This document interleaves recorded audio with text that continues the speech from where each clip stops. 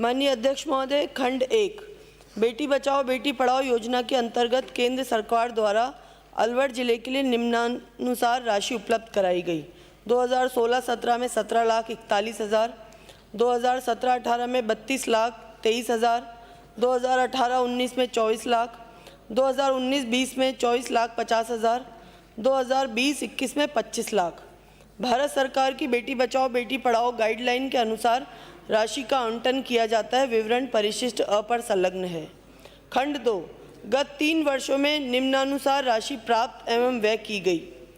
2018-19 24 लाख, जिसमें से 4,15,000 राशि व्यय की गई। 19-20 में 24,50,000 आए, उसमें से 14,73,000 राशि व्यय की गई। 20-21 में 25 लाख आए, जिसमें से 12,17,178 राशि व्यय की गई। खंड 3 वर्षवार उपलब्ध कराई गई राशि में से व्यय उपरांत अवशेष राशि बैंक खाते में जमा रहती है, अतः राशि लैप्स नहीं हुई है एवं न ही कोई अधिकारी दोषी है। कार्रवाई अपेक्षित नहीं है। अध्यक्ष महोदय, बेटी बचाओ बेटी पढ़ाओ योजना 2015 में केंद्र सरकार के द्वारा शुरू हुई थी। इसका मकसद था बेटियों पर बढ़ते हुए अत्याचारों को रोका जाए और बच्चियों को शिक्षा से जोड़ा जाए। लेकिन मुझे लगता है कि इस योजना का लाभ इतना नहीं मिला महिलाओं के। क्या आपके माध्यम से पता चलेगा कि 2015 के बाद महिला अत्याचार कम हुए हैं और क्या साक्षरता की दर बढ़ी है? दूसरा सवाल ये है अध्यक्ष महोदय कि राशि तो आती है, सब जिलों में आती है, लेकिन इसका व्यय नहीं हो पा रहा है। क्या कारण है ये राशि को हम खर्च नहीं कर पा रहे? क्या पता इस राशि को हम खर्च करते तो क्या पता किसी बच्चे की ज़िंदगी बच जाती या बहुत सी बच्चियां शिक्षा से जुड़ जाती। तो क्या इस राशि का खर्च ना होना अपराध की श्रेणी में नहीं आता है? माननीय अध्यक्ष महोदय, जिस तरह से माननीय सदस्य ने ये चिंता व्यक्त की है कि बेटी बचाओ बेटी पढ़ाओ योजना के माध्यम से बच्चियों का चहुमुखी विकास किया जाए, उनको शिक्षा के स्तर से जोड़ा जाए, लेकिन इस योजना के तहत जो पैसा आता है भारत सरकार का 50 लाख रुपए प्रति जिले के हिसाब से, तो वो पैसा सिर्फ प्रचार प्रसार के लिए खर्च किया जाता है, उनमें कोई ठोस कार्य नहीं होते।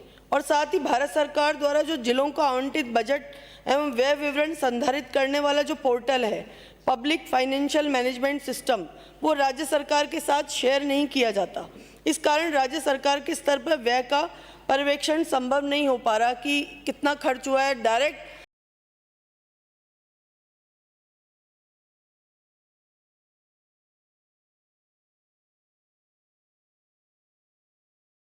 के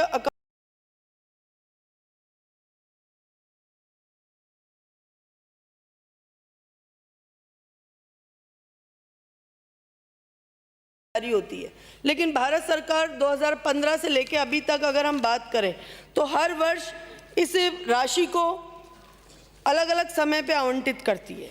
कभी इस राशि को अगस्त के अंदर प्रथम किश्त आ रही है, कभी इस राशि की अक्टूबर में प्रथम किश्त आ रही है। अभी वर्तमान वर्ष की बात करें तो अभी सितंबर का माह चल रहा है और हमारी प्रथम किश्त इस साल की भारत सरकार द्वारा नहीं भेजी गई। कलेक्टर्स अगर प्रोग्राम भी बनाए, हम लोग भी अगर आईसी के प्रोग्राम बनाए, तो हमें यही ध्यान नहीं रहता कि भारत सरकार कब पैसा भेजेगी, किस आधार पे हम इस प्रोग्राम को आगे बढ़ाएं।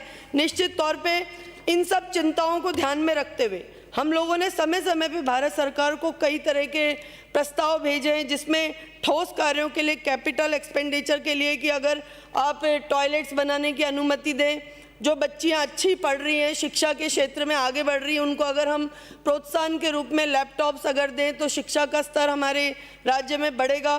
कभी हमने डीबीटी की भी बात की है कि जो बच्चियां श्रेष्ठ शिक्षा के अंदर आ रही हैं उनको हम डायरेक्ट बेनिफिट ट्रांसफ़र भी पैसा कर सकते हैं, इसका भी लेटर हमने भेजा। पोर्टल में शामिल करना, जो मैंने आपको चिंता व्यक्त की कि PFMFC public financial management system का जो पोर्टल है, जो भारत सरकार और कलेक्टर के बीच में ही है, उसका राज्य सरकार का कोई मॉनिटरिंग सिस्टम उसमें नहीं, उसकी करने के लिए भी हम लोगों ने पत्र भेजा, लेकिन उसका भी भारत सरकार ने हमें किसी प्रकार का कोई जवाब नहीं दिया। यहाँ तक कि हमने भारत सरकार से ये भी कहा कि 50 लाख रुपए आप हमें दे रहे हो तो कम से कम 5 लाख रुपए कलेक्टर को एडवांस अपने स्तर पे खर्च करने की अनुमति भी दी जाए कि जिससे वो स्वयं विवेक से इसको विभाग या कलेक्टर खर्च कर सके, लेकिन उसकी भी कोई अनुमति भारत सरकार ने हमें नहीं दी, जिनके पत्रों का हवाला मेरे पास है, आप कहें तो मैं इसको टेबल कर दूंगी। हमें भी चिंता है कि राजस्थान के अंदर बेटी बचाओ बेटी पढ़ाओ अभियान के माध्यम से बच्चियों को हम अच्छा माहौल दे पाएँ, शिक्षा का स्तर सुधार पाएँ और जो आपराधिक घटनाएं होती हैं उनके प्रति चिंता के लिए उनको एक नए नए प्रोग्राम्स ला पाएँ, लेकिन पैसों का आवंटन समय पे नहीं होने की वजह से कभी सितंबर, अक्टूबर, नवंबर में प्रथम किस्त आती है तो हम अगली किस्त मांग ही नहीं पाते, उससे पहले ही फाइनेंशियल ईयर ख़त्म हो जाता है। इसलिए मेरी माननीय सदस्य से निवेदन है कि आपने जो चिंता व्यक्त की वो बहुत उपयोगी और ज़रूरी चिंता है, लेकिन भारत सरकार को बार बार पत्र लिखने के बावजूद भी हमें किसी प्रकार की अनुमति नहीं दी जा रही जिससे राज्य इस बेटी बचाओ बेटी पढ़ाओ अभियान के पैसे को पूरी तरह से खर्च कर पाए और राजस्थान की बच्चियों को हम एक अच्छा माहौल इस प्रोग्राम के माध्यम से दे पाएँ। अध्यक्ष महोदय, जब हम जिले में 50 लाख का बजटीय खर्च नहीं कर पा रहे हैं तो ऐसी केंद्र सरकार से क्या हम उम्मीद कर सकते हैं कि विधानसभा में 33% का आरक्षण महिलाओं को और 33% का आरक्षण संसद में दिलाने में कोई मदद कर पाएंगे हमारी? मैं ये सवाल विपक्ष से पूछना चाहूंगी। प्रश्न संदर्भ नहीं है। कटेरिया जी। अध्यक्ष महोदय, खंड 3 में ये जवाब दिया कि राशि लैप्स नहीं होती है, बैंक में जमा है। तो जो गाइडलाइन उन्होंने दे रखी है उस गाइडलाइन के अनुसार जिन्होंने भी इस गाइडलाइन की पूर्ति कर रहे हैं और आपके पास पेंडिंग एप्लीकेशन है, या तो आप ये कहें कि कोई पेंडिंग एप्लीकेशन नहीं रही तो बात समाप्त हुई। अगर आपके पास पेंडिंग एप्लीकेशन थी, गाइडलाइंस की पूर्ति करती थी और ये बजट लैप्स नहीं होता है तो केवल खर्च करोगे तो ही पैसा देंगे, अगर खर्च नहीं करोगे तो पैसा देंगे कैसे?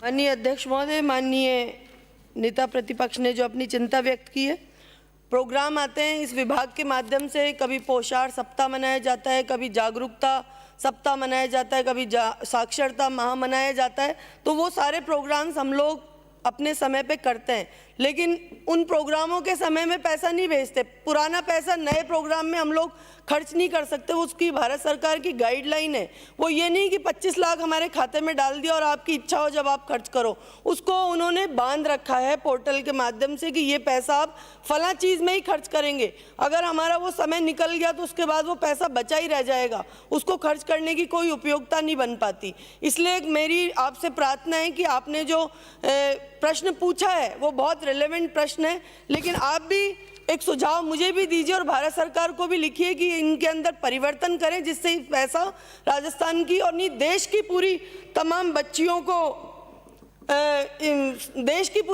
को इस योजना के माध्यम से लाभान्वित हो पाए। गवर्नमेंट ऑफ इंडिया किसी प्रकार का कोई ये नहीं करती कि आप इस पैसे को मन में आए, जिस उनकी गाइडलाइन है और समय भी उन्होंने निर्धारित कर रखा है, ये 5 लाख तब खर्च करने, ये 10 लाख तब खर्च करने। और वो क्या पूछना? मैं मंत्री महोदय, जब गाइडलाइन उन्होंने दे रखी है तो आप उन गाइडलाइनों की तक अगर सूचना करोगे तो निश्चित रूप से उस गाइडलाइन की पालना करते हुए बच्चियां उसका लाभ उठाने का प्रयत्न करेगी। या तो उनको ठीक प्रकार से आप समय पर जानकारी नहीं देते हैं या वो इसको समझ नहीं पा रहे हैं। पैसा आपके पास है, सरकार ने आपको दे रखा है, तो कहीं न कहीं डिपार्टमेंट और उन बच्चियों के बीच में कोई गैप है जिसके कारण से इसकी पूर्ति नहीं हो पा रही, पैसा फालतू जा रहा है। माननीय अध्यक्ष महोदय, मैंने अभी आपके माध्यम से बोला कि पब्लिक फाइनेंशियल मैनेजमेंट सिस्टम जो पोर्टल बनाया हुआ है वो भारत सरकार के खुद के पास में उसका ऑपरेटिंग सिस्टम है, हमारे पास में नहीं है। हमें तो इसकी ये भी जानकारी नहीं मिल पाती कि किस जिले में कितना पैसा खर्च हो पाया। कृपया भारत सरकार को, जब हमने ये पत्र लिखे हैं, इनके माध्यम से भारत सरकार हमें उस पोर्टल में जोड़े जिससे हम जिलों को देख पाएं कि कलेक्टर के माध्यम से पैसा खर्च हो रहा है कि नहीं हो रहा। अगला प्रश्न श्री रमेश मीणा।